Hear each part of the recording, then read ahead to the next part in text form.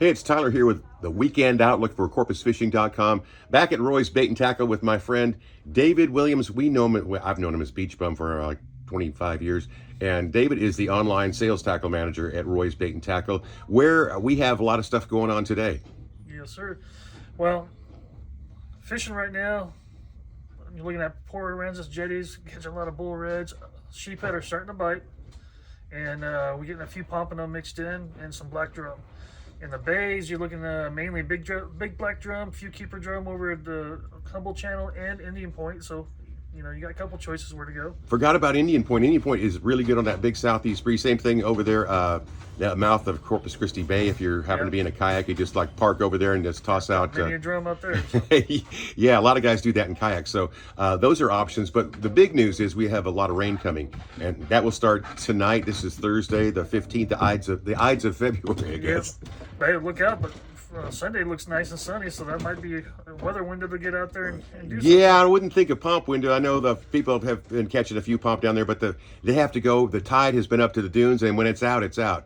Yeah. We expect, it looks like there's going to be rain, 1.5 inches possibly around here, starting tonight and into Friday. Friday's supposed to be a rain out, and then Saturday's supposed to be rainy at like 56 in the morning. Then it goes down to the lower 40s with the clouds and a wind chill in the 30s. So that would be one of those days where you kind of go out to the deeper canals and fish bites and shrimp for black drum or soft plastics. They can drum and bull reds for Sunday. So yeah, the reds don't care too much. I also noticed that in the Island Moon, Jay was writing about a sandbar that they had left west of the Seagate when they were dredging Packery. Yeah. And sandbars are not good at all for, intercepting flounder on their way back in from the Gulf. I wouldn't fish there at all if I were anybody. So that might be a spot. But again, the sheep said they're hard to get to bite and they're hard to clean, but boy, are they good eating. Oh, yeah. Yeah, and then we had several guys come in today looking for the right size hooks and whatnot because they're starting to bite out there. So it's that time of year. The sheep said they should be pretty plentiful when you get those weather windows. Anyone catching any of those cold water sharks, the usual suspects? There were a few sandbars a few weeks ago, but I haven't heard a whole lot of talk about it. Either they're keeping a tight lip or they're just not there at the moment. But yeah. Well, they'll be around sometimes. We have something big coming up 1 week from Saturday. That is the 29th annual Billy Sandifer Big Show Cleanup.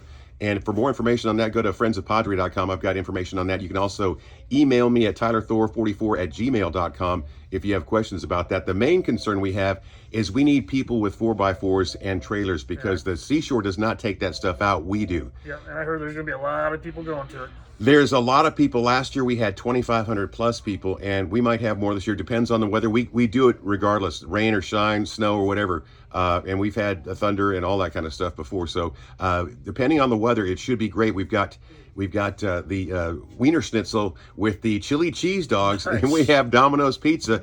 And if you're really special, you go out there and you make yourself a Frito pie with a box of Fritos. Stuff some chili in there and some onions, and you're good. So we've got that going on Saturday. Again, that we need volunteers with 4x4s. We can't, if you're in there, like say you're a Winter Texan, you come in there from Poughkeepsie and you don't have a 4-wheel drive, we can't accommodate 10 people in one line, so we can pop in 2 in here or 3 in there. But like as far as a group of people, we have to put them with certain amounts of empty holes that we have in our section. So don't count on getting a ride down there. If you want to really go, find somebody that brought their gooseneck down here with the double 4x4 and ride with them. That's all I can suggest. We appreciate all the help from the volunteers. Again, that is Saturday, February 24th. Starts at 8 a.m. at the Malachite Visitor Center parking lot. That is where we'll assemble, and we will send people off from starting at 7 o'clock or earlier. And if you get there early, you're going to go a lot farther down. So if you want to be up with me and the rest of the silly guys, hang around the 25,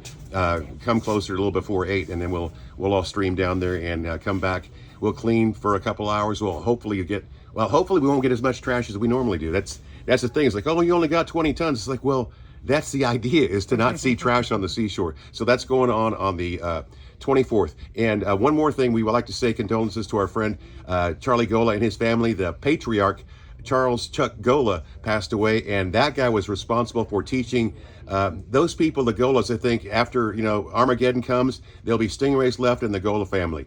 They can survive anything because what their papa taught them. So condolences to the Gola family. Yeah. For more information, thank you so much, David. Come see us at corpusfishing.com. One last thing. What's that?